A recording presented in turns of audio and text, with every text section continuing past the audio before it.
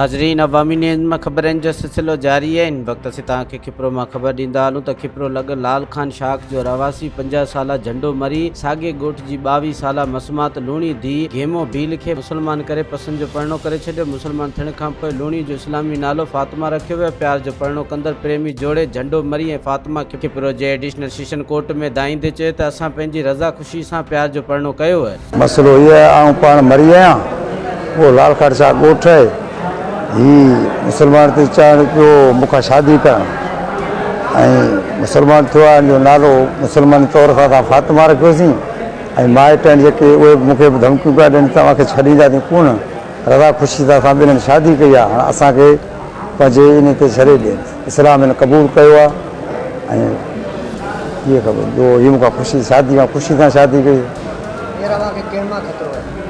हींअर धमकियूं पिया ॾियनि, मुंहिंजा माइट चवंदा हिते ईंदासीं त असीं हिनखे कोन छॾींदासीं। मुंहिंजो भाउ अरब आहे, ॿियो मुंहिंजो सौटु सचल उहो आहे त कोन छॾींदा। हाणे असां रज़ा ख़ुशी सां शादी कई, ज़ोर जी त कान्हे।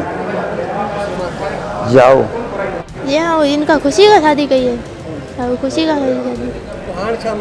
हाणे मसलो इहो आहे त हिननि जे माइटनि में ख़तरो आहे, मुंहिंजे माइटनि में ख़तरो आहे। हा, धमकी ॾिनी। अच्छा, पाण मुसलमान थी ज़ोरी कई है? न ज़ोरी करे पाण ठही है। हा, पाण खुशी का ठही है। खुशी सां इंसान। हा, खुशी का इनकार ठही है। हाणे मुसलमान नालो छा आहे तो? मुंहिंजो नालो फातिमा नालो। फातिमा नालो। हा। हाणे केर धमकी ॾींदा? असांखे हिन जा माइट धमकी ॾियनि था, मुंहिंजा मूंखे ॾियनि था। हा। मज़ीद खबरों और तफसीलात के लिए विजिट करें हमारी वेबसाइट www.awamiNewsHD.com।